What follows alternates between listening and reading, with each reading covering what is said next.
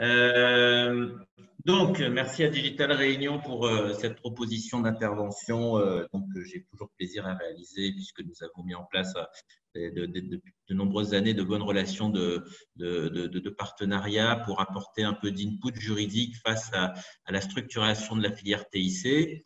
Digital Réunion, anciennement Arctic, a montré qu'il y avait une effervescence sur les nouvelles technologies à La Réunion, sur tous les domaines.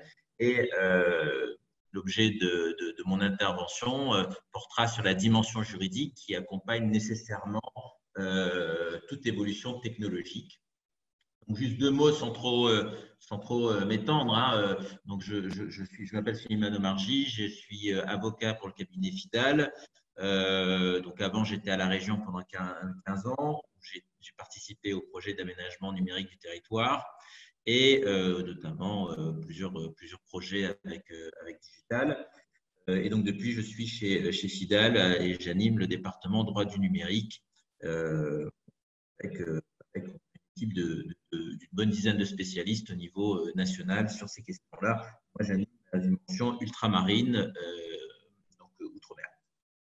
Et donc, le thème que je vous propose de partager ensemble est inévitablement lié au Covid-19, donc à cette crise exceptionnelle qui a un impact inévitable sur la poursuite des activités dans le domaine du numérique.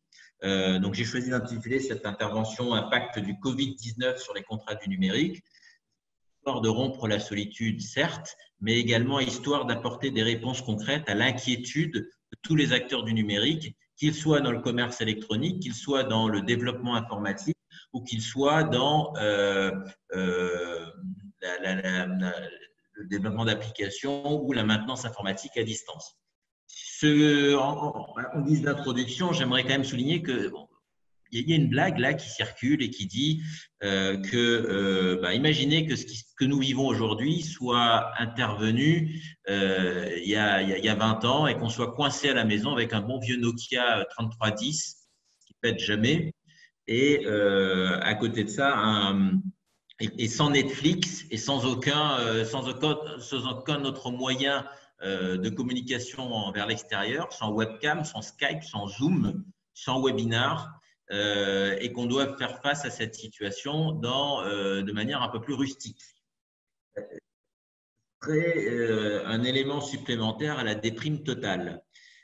Le monde dans lequel nous vivons aujourd'hui repose sur des systèmes d'information qui présentent l'avantage d'assurer une continuité des activités et les différentes lois d'urgence qui ne vous a pas échappé, hein, qui ont été prises fin mars dernier, s'appuient grandement sur l'outil numérique pour permettre d'assurer la conduite de l'activité, la poursuite de l'activité et en même temps dématérialiser tout ce qu'on peut dématérialiser.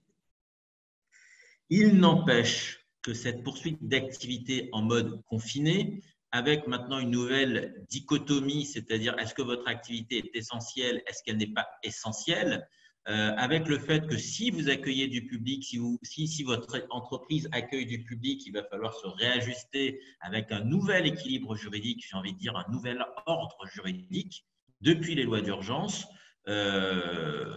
Cette loi d'urgence, en fait, elle a permis au gouvernement de prendre un certain nombre d'ordonnances. Et donc, ces ordonnances contiennent plusieurs dispositions, dont beaucoup font la part belle au numérique pour permettre, par exemple, la poursuite d'assemblées des dirigeants de sociétés et éviter la paralysie totale. Il n'en demeure pas moins que la poursuite d'activité pour une entreprise par des moyens numériques expose également à des risques informatiques, mais également pose aussi d'autres problèmes s'agissant d'entreprises dont l'activité ne peut pas être dématérialisée. La problématique est la suivante, c'est que alors qu'on nous invite à faire du télétravail, certaines activités ne peuvent pas bénéficier peut-être de télétravail. L'entreprise va avoir des difficultés et ces difficultés sont partagées par tous les acteurs économiques, mais je vais centrer mon propos sur les acteurs de la filière numérique, étant précisé que l'approche est la même, quelle que soit la matière d'activité concernée. Alors, centrer mon propos sur les contrats du numérique, ça veut dire quoi? Ça veut dire que je vous propose de voir 4 points pour répondre à cette question, l'impact du Covid-19 sur les contrats du numérique. Je vous propose d'échanger, et après on pourra échanger ensuite, toujours de manière dématérialisée, mais 4 points qui finalement consistent à répondre à 4 questions et à vous apporter quelques outils dans le délai d'1 heure pour pouvoir appréhender cette période délicate. Donc d'abord, qu'est-ce qu'on vise lorsqu'on parle de contrat du numérique? Quelles sont les activités qui sont concernées? Ensuite, quelles sont les menaces effectives que fait peser le Covid-19 sur l'exécution des prestations? Comment qu'on fait? Et troisième question à laquelle répondre, face à ces menaces, face à ces difficultés qu'on aura identifiées, quels sont les outils juridiques à notre disposition pour faire face à la pandémie? Et on terminera vers une 4e question qui se veut plus pratique et pragmatique. Quelle méthodologie mettre en œuvre? Voilà, est-ce que ça vous va? On va dire oui, puisque c'est moi qui ai le micro. Et puis, bien entendu, je laisse le soin à l'équipe de Digital de me museler si je venais à devenir trop bavard, puisque un avocat ne sait jamais s'arrêter. Alors, déjà, qu'est-ce qu'on entend par contrat du numérique? J'opère à mon niveau une distinction entre 2 types d'acteurs. Le premier, ça va être les prestataires informatiques, c'est-à-dire ceux dont l'objet principal d'activité repose sur la matière informatique, c'est-à-dire les fournisseurs d'accès Internet, les hébergeurs, donc ça c'est les prestataires de l'Internet par excellence, mais également nous avons les prestataires qui assurent de la maintenance informatique parce qu'ils ont un contrat de maintenance ou un contrat d'assistance informatique pour permettre aux réseaux informatiques mis en place par les entreprises à perdurer. Nous avons également les acteurs de l'outsourcing. On a beaucoup d'entreprises qui ont externalisé la fonction informatique auprès d'entreprises spécialisées qui vont gérer le parc informatique, gérer le matériel, aussi bien fixe que mobile. Le parc informatique inclut maintenant les tablettes et les téléphones. Ça peut également concerner l'activité de community manager, puisqu'il va falloir communiquer abondamment avec les réseaux sociaux. Et puis, ça peut également concerner, puisque comme le contexte actuel nous invite à la dématérialisation et au recours massif à des moyens informatiques, eh bien, on peut solliciter un certain nombre d'acteurs pour qu'ils fassent du développement logiciel ou du développement d'applications. Tout ça, c'est ce que je regroupe sous la casquette de prestataires informatiques, puisque l'objet même de leur activité, c'est d'assurer des prestations informatiques, des prestations techniques, et peut-être, et c'est même pas peut-être, ils sont fortement sollicités dans la période actuelle pour pouvoir maintenir les réseaux, malgré quelques problèmes de congestion, faire en sorte que les relations à distance, l'échange de données à distance, le télétravail puissent continuer à fonctionner. Donc ça, c'est une première catégorie. Et la deuxième catégorie, je dirais que ce seraient les acteurs de l'économie numérique, ceux qui font le e-commerce. Non pas qu'ils soient prestataires de services informatiques, mais que toute leur activité de vente se fait en ligne, donc se fait par le biais de vente à distance. Alors, dans cette même catégorie, moi, je distingue encore 2 sous-catégories. Donc, les prestataires du e-commerce, les acteurs du e-commerce, vous avez d'abord des acteurs qui vont vous vendre des biens immatériels par essence. C'est-à-dire que l'objet de la prestation est nativement immatériel. Vous achetez un antivirus, vous consommez du Netflix, vous avez un abonnement chez Deezer, iTunes, vous achetez de la musique en ligne, vous regardez de la vidéo on demand. Tout ça, l'objet même de la prestation, c'est la fourniture d'un bien immatériel ou du moins d'un contenu numérique. Ils existaient avant la crise du Covid-19, ils continuent à exister, à délivrer du service pendant la crise. Et les seules difficultés, j'ai envie de dire, qu'on pourrait identifier, ce seraient les difficultés de connexion, puisque tout cela dépend du débit. Et on sait que, par exemple, Netflix a peut-être réduit son offre en 4K pour pouvoir permettre de fournir du flux à l'ensemble de ces vendeurs, puisque comme tout le monde est, en tout cas, là, on est tous supposés être confinés, la demande en contenu, enfin toutes les demandes de contenu, toutes les requêtes arrivent en même temps. Donc là, il y a de l'optimisation à faire, mais ça ne change pas en soi le business model de Netflix ou d'autres acteurs dont l'objet essentiel, c'est la vente de contenu dématérialisé. Idem lorsque vous allez télécharger un antivirus ou vous allez acheter un logiciel. La deuxième catégorie d'acteurs du e-commerce, ça va être ceux maintenant qui vont fournir ou délivrer un bien matériel par des moyens électroniques. Vous allez acheter un nouvel ordinateur avec une webcam qui fonctionne bien, par exemple, sur un des acteurs de la place comme Matériel.net, LDLC, peu importe, où vous allez acheter un livre ou ce que vous voulez sur Amazon. Bref, l'objet de la prestation est la fourniture d'un bien matériel, tangible, palpable, qui doit, dans ce cas, vous être expédié. Ces acteurs intègrent dans leur fonctionnement la question de la livraison au consommateur final. Donc, ça veut dire qu'il y a un intermédiaire qui intervient, c'est le transporteur. Et vu la situation actuelle, la capacité à respecter les délais de livraison et à livrer le bien, le produit commandé, dépend des mesures de l'État, de la capacité de circuler et de la capacité aussi des sociétés qui assurent de transport à pouvoir mobiliser leurs effectifs pour assurer cette prestation.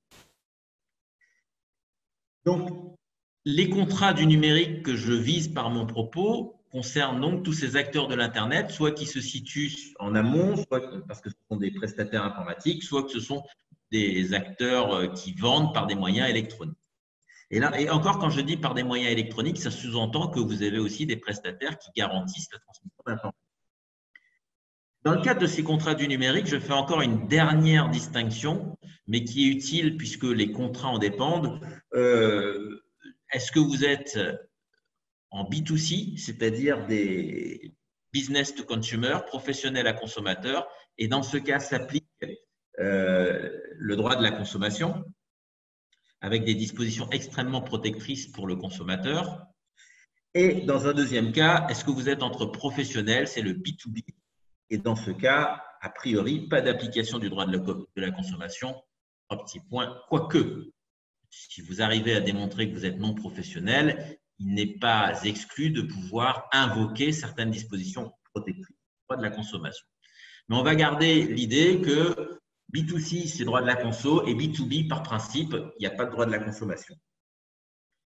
Tous ces contrats sont nécessairement impactés maintenant dans leur exécution par la crise du Covid-19, puisque, par exemple, l'activité peut être menacée s'agissant des acteurs du e-commerce.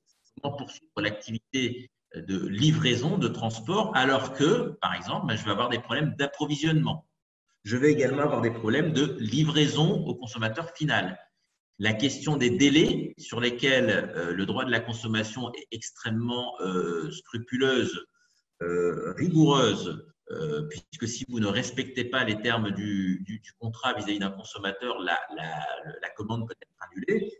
Le fait que vous ne puissiez plus vous appuyer dans les mêmes conditions sur un transporteur impacte nécessairement votre engagement à livrer. Il existe néanmoins des clauses d'exonération dans la loi sur la confiance dans l'économie numérique s'agissant des dispositions du commerce électronique. On en reparlera tout à l'heure. Donc voilà le périmètre sur lequel mon propos se porte.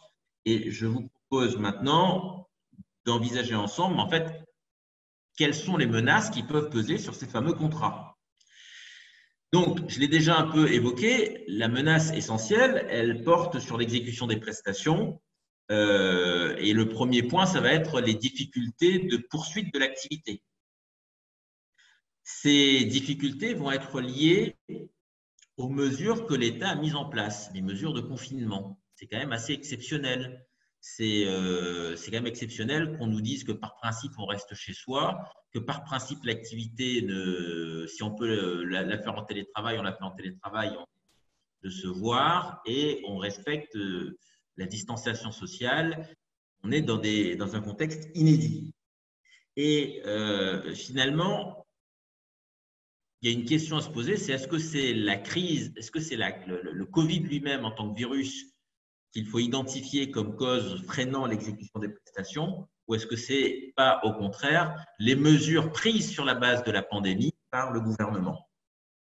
Je pense que les deux sont liés et que les mesures prises par le gouvernement donnent justement prise à des éléments permettant d'expliquer, voire de justifier l'inexécution des prestations ou un retard ou une mauvaise exécution, une exécution plus difficile. C'est pour ça qu'il s'agit, ce qui est important maintenant, avec le nouveau cadre qui existe depuis les lois d'urgence, d'identifier suffisamment en amont quelles sont ces difficultés qui vont empêcher la bonne exécution des prestations, voire l'inexécution. Donc, je l'ai évoqué, l'approvisionnement. Si vous vous approvisionnez en Chine, c'est un peu compliqué. Si vous approvisionnez dans un pays sur lequel l'État a mis en place des restrictions d'échange ou empêché l'entrée et venue des avions ou autres, voire l'export, eh ben, du coup, vous êtes en difficulté pour vous approvisionner. Je crois comprendre d'ailleurs que ça explique que, au-delà du confinement, certains acteurs économiques pour le salon de la maison ont des difficultés pour s'approvisionner puisqu'une bonne partie de leurs matières premières venait de Chine. Les difficultés peuvent être également liées à la réduction d'effectifs. On peut avoir aussi de la ressource qui est malade, qui est affectée par la maladie ou qui, pour des raisons d'organisation personnelle, n'est pas en mesure de se déplacer. Réduction d'effectifs, nous avons nous-mêmes des clients qui sont dans cette situation. Ce qui rend difficile les délais pour pouvoir exécuter la prestation, mais non pas une inexécution totale.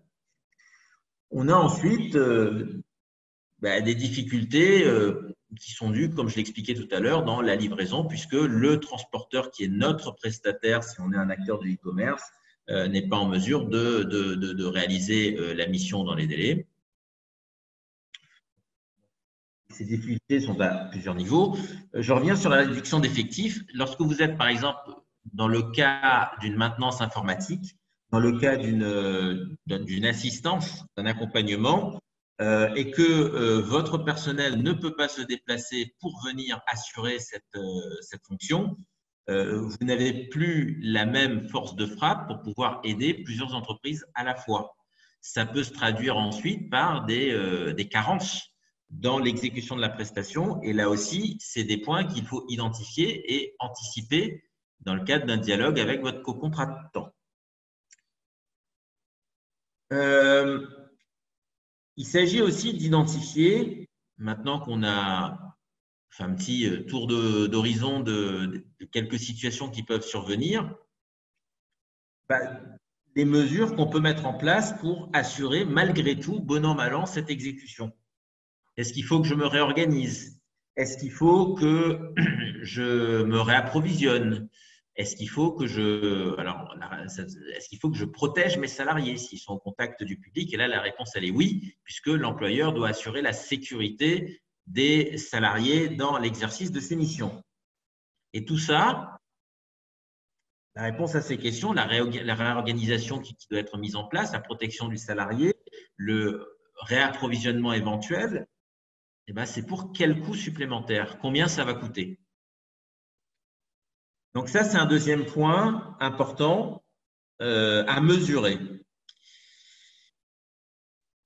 Autre point intégré dans la démarche, ça va être la question de la dématérialisation grandissante des échanges avec la possibilité éventuel de faire des contrats à distance. Et là se pose la question de la signature électronique.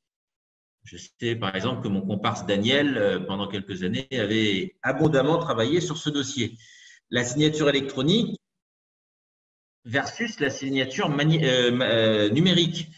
Là, il y a d'autres questions peut-être que l'entreprise ne s'était pas posées, mais est-ce que lorsque je fais un scan de la signature papier et que je la pose, ça a la même valeur que lorsque quelqu'un écrit directement sur un support papier? D'apparence, on peut dire oui, mais dans le domaine de la matérialisation, de la dématérialisation, il y a des mesures à prendre pour garantir le lien entre la personne signataire et le document sur lequel la signature est apposée. Et dans l'univers numérique, il y a toujours le risque que la signature manuscrite scannée puisse être apposée contre l'accord, l'autorisation, le consentement ou la connaissance du signataire. Donc là aussi, il y a quelques précautions à prendre si on recourt à la signature électronique pour faciliter la dématérialisation, pardon, la signature numérique. La signature numérique nécessite des précautions et elle se distingue de la signature électronique qui, elle, est une succession de codes qui vise à garantir le parfait consentement par des moyens électroniques. C'est deux choses différentes. Si on décide d'aller sur une dématérialisation et qu'il y a fort à penser qu'après, en tout cas lors du post-Covid, lors de la sortie du confinement, on va privilégier encore des relations à distance. Il va falloir garantir la pérennité de ces moyens selon qu'on soit dans le cas d'une signature numérique scannée ou selon qu'on choisisse une signature électronique avec davantage de garanties pour préserver la volonté du signataire.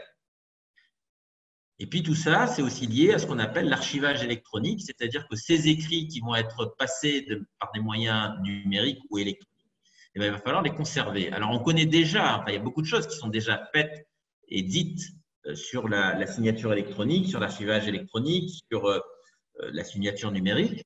Sauf que là, aujourd'hui, les entreprises doivent faire un choix. Elles doivent accélérer leur transition numérique pour domestiquer, apprivoiser ces nouveaux outils et les intégrer au sein de leur organisation pour faciliter la contractualisation à distance.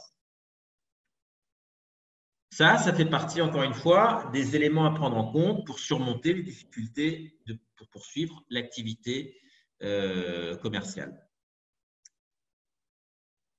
Donc ça, c'était mon premier point, identifier les difficultés de poursuite d'activité. Le deuxième point que je veux évoquer dans cette même partie, c'est évaluer le risque cyber. Le risque cyber, il est accru du fait de la dématérialisation des échanges. Alors, vous allez me dire, ouais, mais en même temps, on nous dit de tout faire par télétravail, de dématérialiser les échanges, et en même temps, on prend plus de risques. Oui, et je vais même rajouter, j'ai même enfoncé le clou, cela ne vous dispensera toujours pas de la responsabilité que vous aurez à l'égard de l'usage des données, du traitement des données, de l'exploitation des données. Même si on vous invite aujourd'hui à recourir massivement à la dématérialisation, aux échanges électroniques et tout ce que vous voulez, vous restez garant de la sécurité des informations qui transitent par votre biais, par votre système informatique.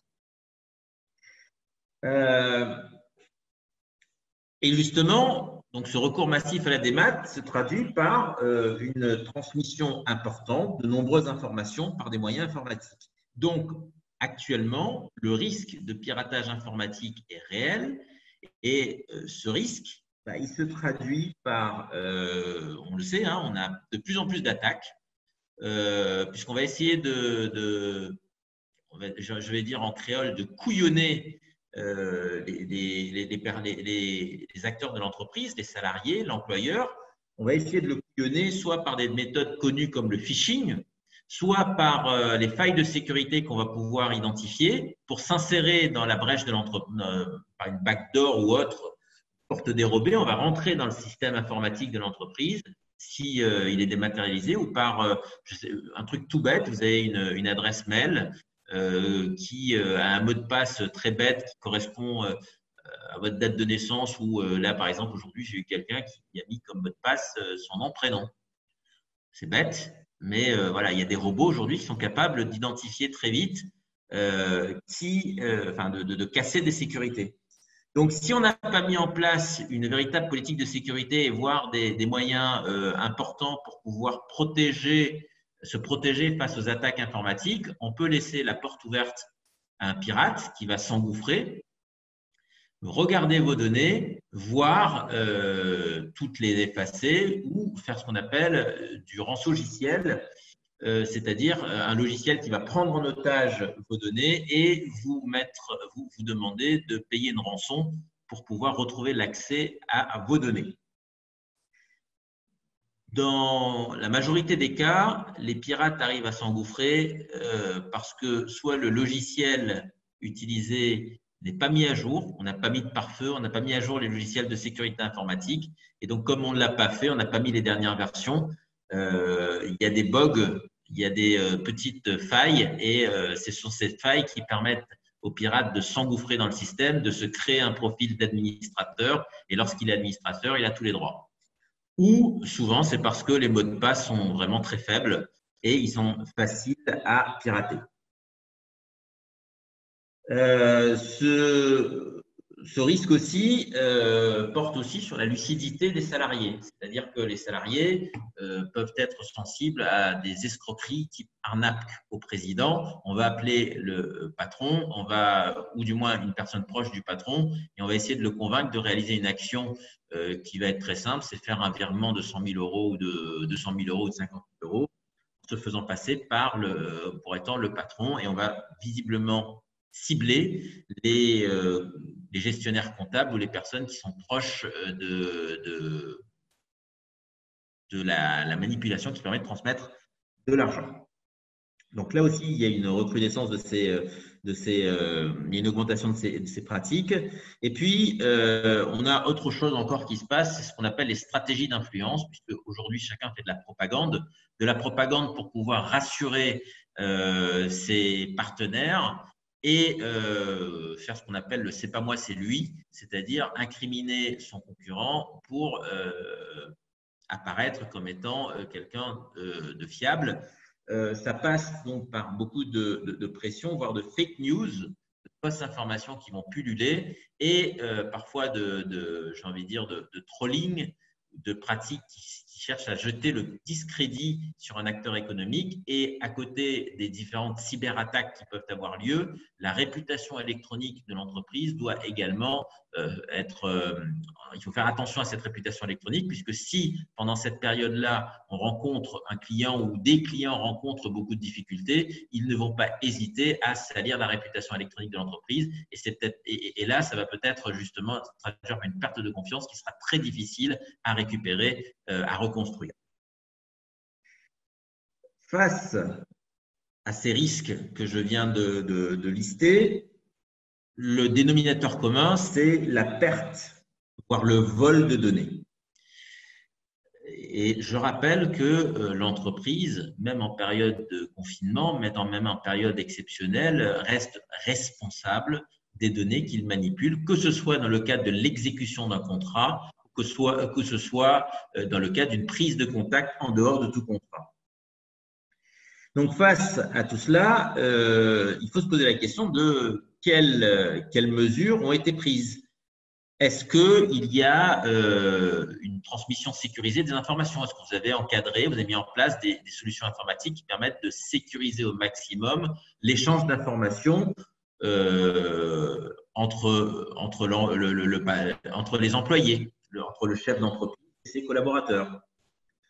Autre problématique à prendre en compte, est-ce que dans le cadre de cette dématérialisation, le salarié utilise son matériel personnel? S'il utilise son matériel personnel, ce matériel peut très bien être corrompu sans qu'il le sache. Dans ce cas, il peut y avoir des failles pour entrer sur le système informatique de l'entreprise, mais qui relèvent de la négligence du salarié. Ça, c'est ce qu'on appelle le BIOD, le Bring Your Own Device. Ce sont des risques liés lorsque le salarié utilise un appareil qui lui est personnel. C'est pour ça que tant que c'est possible, on va toujours inviter à utiliser un matériel informatique proposé par l'employeur qui bénéficiera de toutes les technologies de sécurisation possibles. Et on va naturellement insister sur les conditions d'utilisation de ce matériel distinctes d'un usage privé afin d'éviter toute intrusion malveillante. Tout ça, ça se manifeste dans un document qui est la charte informatique, voire la charte de mise à disposition d'un matériel mobile aux salariés. Et l'une des questions qu'il faut se poser, c'est est-ce qu'il y a une charte informatique qui est mise en place déjà dans l'entreprise? S'il n'y en a pas, c'est le moment de faire le boulot. Est-ce que l'employé utilise son matériel personnel ou pas? Si on peut utiliser un matériel informatique mis à disposition, c'est le mieux. Si l'entreprise ne peut pas pour des raisons aussi financières, dans quelle mesure je suis capable de pouvoir muscler un peu, sécuriser la transmission d'informations et éviter que l'éventuelle corruption du matériel personnel du salarié puisse entacher et venir corrompre le matériel ou le réseau professionnel et permettre une brèche, une faille par laquelle les données seraient ensuite perdues. C'est le moment de se poser la question de la conformité avec ce mot magique qu'on connaît depuis quelques années, le RGPD. Alors, le mot magique parce que on a fait peur à beaucoup de personnes là-dessus et que ça se traduit par un coût supplémentaire pour l'entreprise et beaucoup de documentation à prévoir. Mais sans rentrer sans faire une présentation sur le RGPD, si vous êtes en retard et qu'il y a une faille de sécurité qui survient et justement elle est liée au fait qu'on n'a pas mis en œuvre les pratiques du RGPD, la responsabilité du chef d'entreprise pourrait être engagée. Surtout, le RGPD est nécessaire si on met en place la dématérialisation. Parce que la dématérialisation, ça suppose une identification, et donc qui dit identification dit données personnelles, également une authentification. Donc l'identification, c'est garantir l'identité de la personne qui va passer un acte. Et l'authentification, c'est s'assurer que c'est bien cette personne qui va s'identifier et que les conditions qui vont rattacher cette personne avec l'acte électronique sont garanties à un haut niveau. Alors, il y a plusieurs, vous avez des signatures simples, ensuite il y a un niveau moyen et puis un niveau qualifié un peu plus avancé. Encore une fois, là, il y a différents degrés de signature électronique qu'il faut mettre en place, mais mettre en place une signature électronique suppose une gestion des identités et c'est inévitablement lié au RGPD. Donc, faire face assurer une poursuite d'activité sans avoir mis en œuvre le RGPD, c'est périlleux. Et lors de la sortie post-Covid, si vous avez subi une attaque informatique, ça peut être un premier biais par lequel la responsabilité de l'entreprise peut être engagée. C'est ça qu'il faut, en tout cas, intégrer la conformité RGPD dans la boucle. Autre point, pensez à la détection informatique. Puisque tout est dématérialisé, on sait qu'on prend des cyberattaques. Alors, ce n'est pas délirant de mettre en place une politique de sécurité qui inclut également la collecte des traces informatiques qui pourront, en cas d'attaque, prétendre à une éventuelle indemnisation. Vous êtes attaqué, si vous n'avez pas de traces informatiques, ça va être compliqué de pouvoir justifier la préjudice. N'oubliez pas que dans ce contexte-là, la responsabilité d'une entreprise qui recourt à des systèmes informatisés, c'est comme quand vous avez une maison et vous laissez la porte ouverte. L'assureur, il ne vous indemnise pas si vous avez laissé la porte ouverte et vous n'avez pas mis de verrou. Si vous avez mis un verrou qu'on casse avec un coup d'épaule, l'assureur, il va vous dire c'est pas bon. C'est pas une sécurisation, c'est pas un verrou suffisamment fort pour empêcher l'effraction par des voleurs. Le monde numérique, c'est pareil. Si la porte elle est grande ouverte, avant de taper sur le voleur, on va taper sur vous parce que vous êtes d'abord responsable d'avoir été négligent de laisser la porte grande ouverte. Vous êtes responsable si vous avez mis un verrou qui n'est pas suffisamment fort. Si vous mettez un bon verrou suffisamment solide, là, votre responsabilité sera plus difficile à engager. Et pourquoi ce verrou il est important? C'est que comme vous gardez un lien avec vos salariés sur notamment leur état de santé, il va y avoir des informations qui vont être échangées entre le salarié et vous. Et ces informations peuvent notamment porter sur les données de santé du salarié. Pareil, ces données de santé relèvent du RGPD et nécessitent une attention particulière. Donc, comme l'entreprise peut engager sa responsabilité sur la perte des données, il est indispensable d'assurer la sécurité des données. Voilà, je le répète, c'est vraiment indispensable puisque même dans la sortie du Covid, dans le déconfinement, on s'attend à une augmentation du travail à distance et du recours au système dématérialisé. Donc, il faut renforcer ces mesures de sécurité informatique, il faut mettre en place une politique de sécurité informatique et il faut envisager une politique de confidentialité des données personnelles compatibles au RGPD. Voilà déjà 3 actions qu'on peut identifier pour, encore une fois, protéger la responsabilité de l'entreprise en cas de fuite de données. Et cette responsabilité, elle peut être engagée par votre co-contractant. Le co-contractant, il peut vous attaquer aussi bien sur le terrain du contrat, mais il peut également vous attaquer de manière générale s'il n'a plus confiance en vous parce qu'il considère que vous n'avez pas mis en œuvre des moyens informatiques suffisamment forts pour sécuriser l'échange de données entre lui et vous.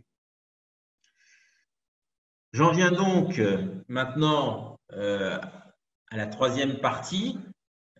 Donc là, on a dressé le premier point, c'était quel était le périmètre des contrats informatiques. Le 2e point, c'était quelles sont les menaces dont il faut tenir compte et qui sont quelque part la scène, le contexte dans lequel aujourd'hui s'exercent les contrats.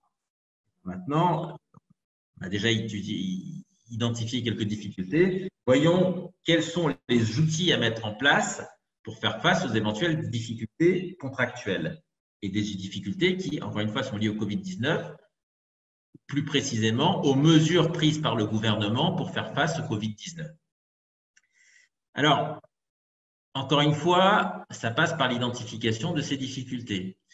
On a 2 cas de figure. Soit le contrat était commencé avant la pandémie et son exécution se poursuit, mais dans des conditions qui sont bouleversées par le Covid-19. Soit, au contraire, on va conclure un contrat après la pandémie, après le confinement ou pendant la période de confinement et pour les jours à venir. Et donc, dans ce cas, il va falloir tenir compte de ce paramètre. Donc, le premier conseil, en tout cas, qu'il faut avoir en tête, c'est chaque contrat est différent et chaque contrat a un objet différent et des clauses différentes.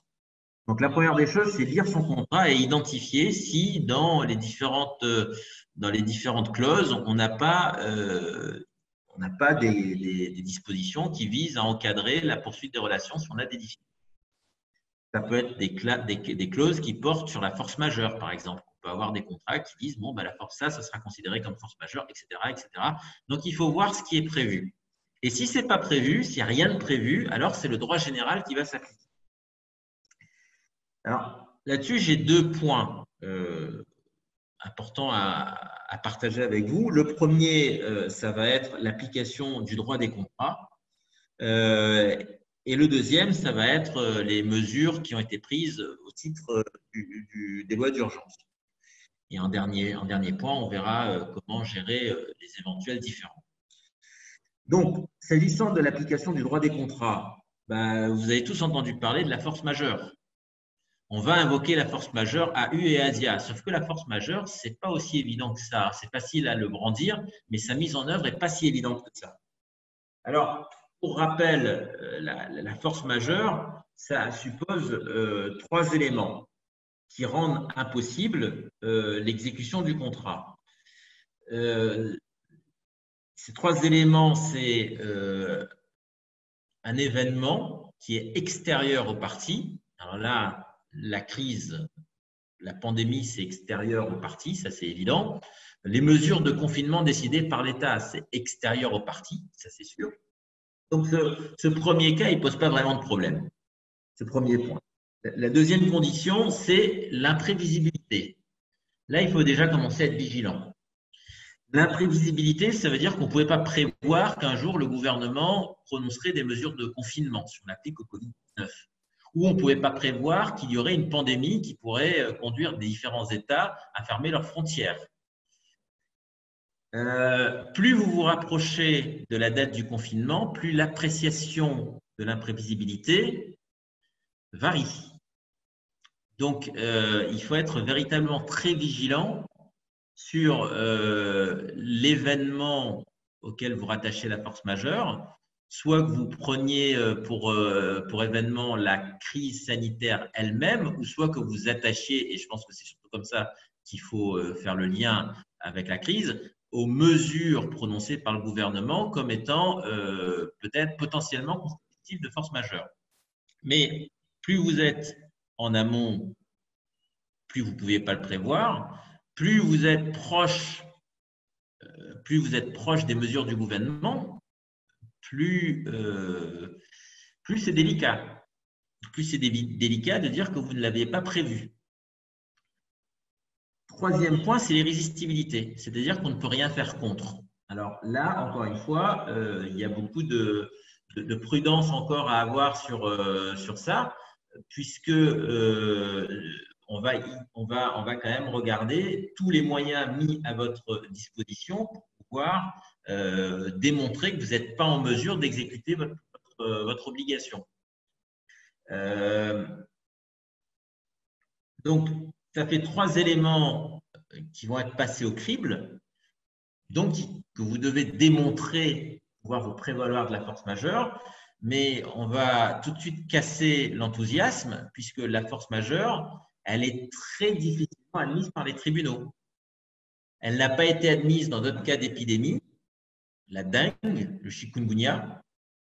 On n'a pas encore de visibilité sur le fait qu'elle puisse être admise dans le cadre du droit des contrats. On n'a pas de décision. Même si on parle des mesures de confinement, la mise en œuvre de la force majeure n'est pas un exercice acquis. Ce n'est pas un exercice simple.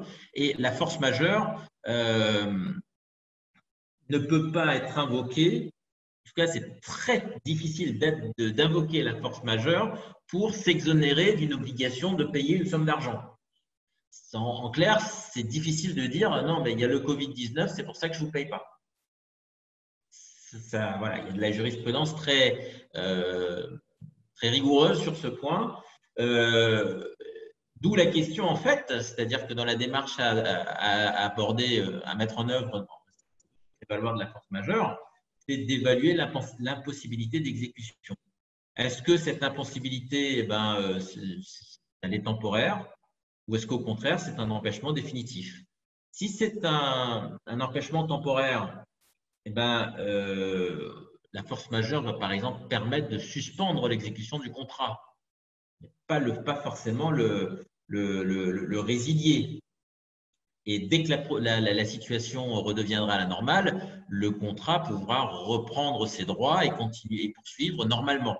Par contre, si on est dans le cadre d'un empêchement qui est définitif, alors celui qui veut se prévaloir d'une résolution, c'est-à-dire de carrément rendre le contrat inexistant, doit justifier que l'empêchement a bien un caractère définitif et qu'il est dans l'incapacité de pouvoir poursuivre l'exécution du contrat. Donc, vous voyez, ce n'est pas si évident que ça. Et encore une fois, on va rechercher la bonne foi dans la mise en œuvre de ces différentes stipulations pour pouvoir aboutir à une sortie de crise. Donc, oui, on parle beaucoup de la force majeure. Donc, c'est l'article 218 du Code civil. On va regarder si elle est prévue dans le contrat. On va voir chaque clause par rapport à l'objet de ce contrat. Mais sachez que la mise en œuvre de la force majeure reste compliquée et ce n'est peut-être pas la panacée. C'est peut-être pas la panacée. Le deuxième point qu'on peut voir ensemble, ça va être l'imprévision. L'imprévision, c'est une deuxième technique qui consiste à dire qu'il y a des difficultés insurmontables ou surmontables, plutôt des difficultés particulières un changement des circonstances, un changement des conditions économiques qui rendent plus compliquée ou plus onéreuse l'exécution du contrat. Et ces difficultés ne pouvaient pas avoir été prévues lors de la conclusion du contrat. Donc, c'est ce qu'on appelle souvent le hardship, et parfois vous avez des clauses de hardship dans les contrats qui prévoient le cas où il y a des difficultés supérieures, mais parfois le contrat ne prévoit rien. Néanmoins, le débiteur de l'obligation, c'est-à-dire la personne qui doit exécuter et qui ne peut plus exécuter, il peut invoquer l'imprévision, il peut invoquer le fait que le changement des circonstances, et notamment les conséquences des mesures de confinement, entraînent un surcoût pour lui qu'il n'est plus capable d'assumer dans le cadre de l'exécution du contrat. Alors, vous voyez bien que vous faites, j'espère, le lien entre mes deux premières parties qui invitent à circonscrire le périmètre du contrat et deuxièmement à bien identifier les difficultés, puisque la mise en œuvre de l'imprévision est intimement liée à la circonscription des difficultés que vous aurez identifiées et qui peuvent rendre difficile l'exécution du contrat.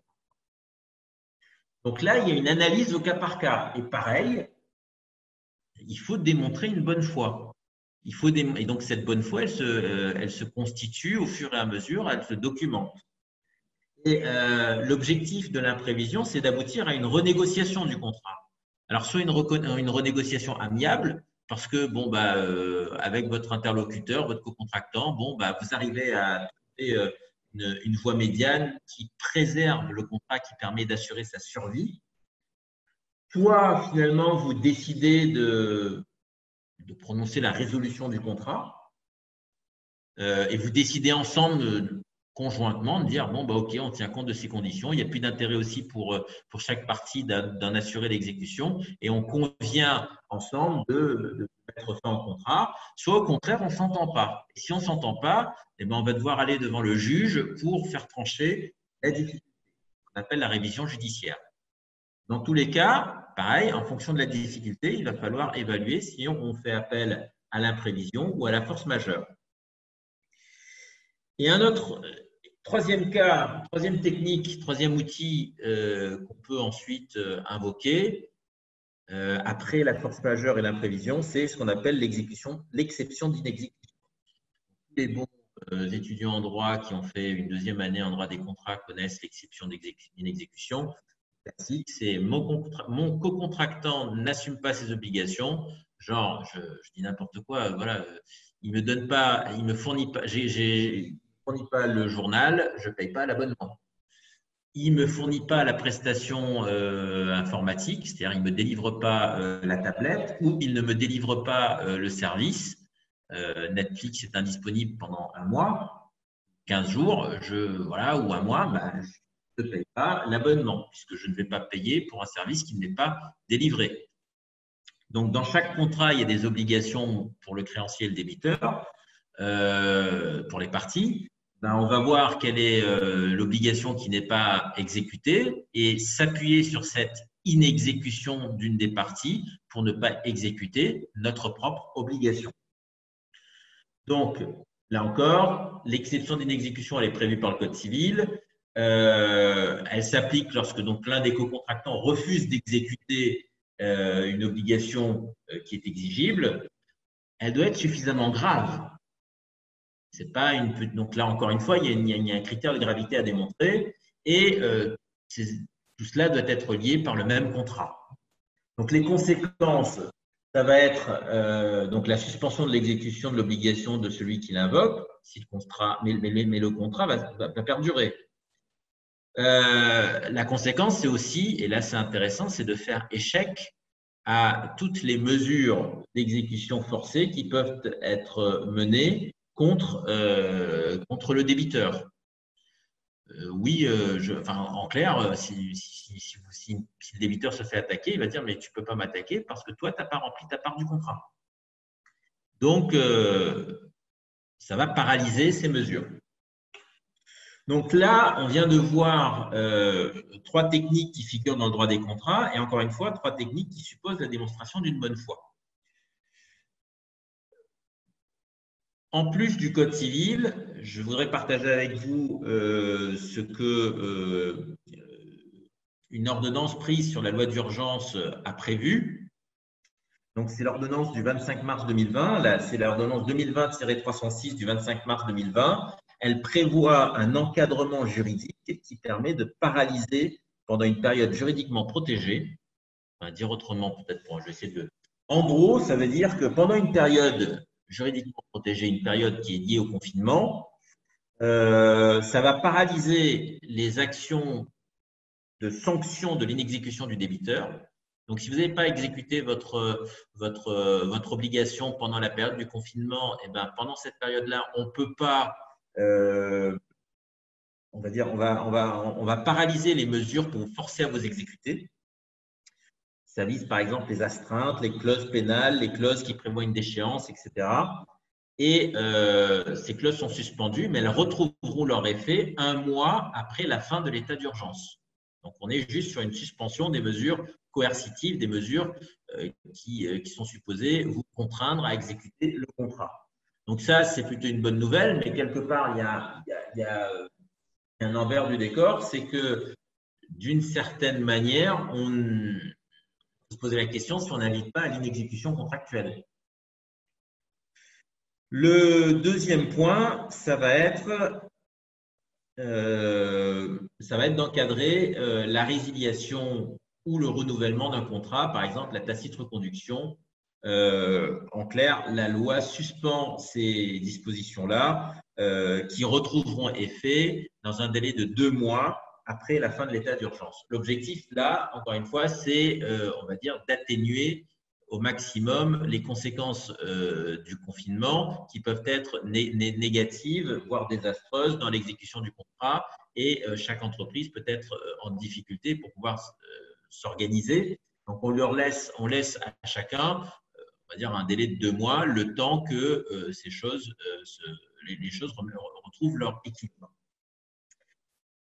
Tout ça encore, ça suppose de démontrer une bonne foi. Donc, il faut laisser des marqueurs de bonne foi pour anticiper un éventuel contentieux. C'est maintenant qu'il faut montrer qu'on est coopératif, du moins qu'on peut communiquer. Et pourquoi? Parce que si demain on n'arrive pas à s'entendre, on va se retrouver dans les tribunaux. En effet, aujourd'hui, à l'heure actuelle, les tribunaux sont fermés, sauf cas exceptionnels, c'est-à-dire les cas qui nécessitent, on va dire, une audience, traitement de contentieux essentiel. Mais en attendant, on est bloqué. Donc, en anticipation de ces contentieux, on a aujourd'hui encore 2 autres options, hein, c'est saisir le médiateur des entreprises. Quelle que soit la taille des entreprises ou son secteur d'activité, toute entité peut saisir le médiateur des différends qui sont liés à l'exécution du contrat, que ce soit un contrat privé, mais également un contrat à marché public, mais éventuellement le saisir des clauses contractuelles qui seraient excessives, des conditions de paiement qui ne seraient pas respectées, etc. Bon, c'est une solution pour temporaire. Après, lorsque l'entreprise a une certaine taille, il peut aussi saisir une instance qui s'appelle le comité de crise sur les délais de paiement. Bon, là,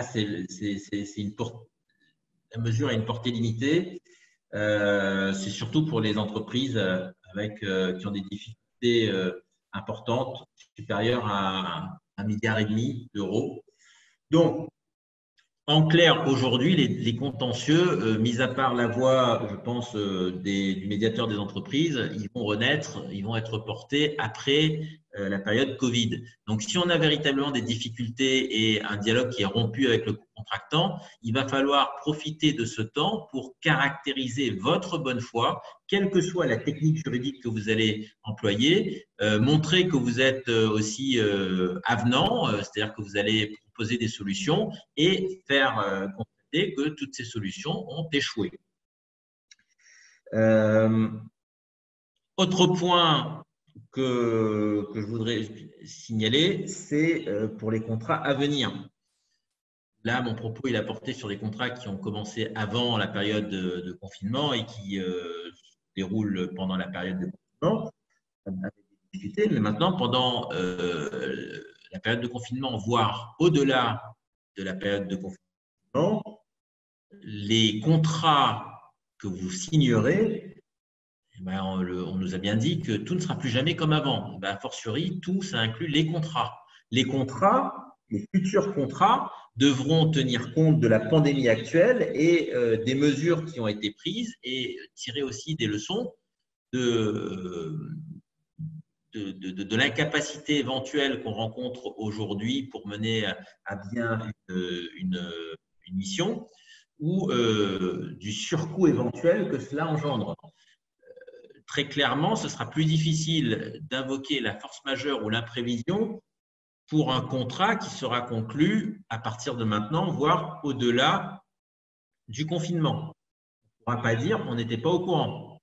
C'est maintenant un cas de figure qui entre un peu dans la mémoire collective. Donc, il vous appartient de dimensionner les mesures qui peuvent être mises en place et le coût qu'elles ont pour pouvoir réaliser des obligations, sachant que voilà, on n'est pas tiré d'affaire s'agissant du coût.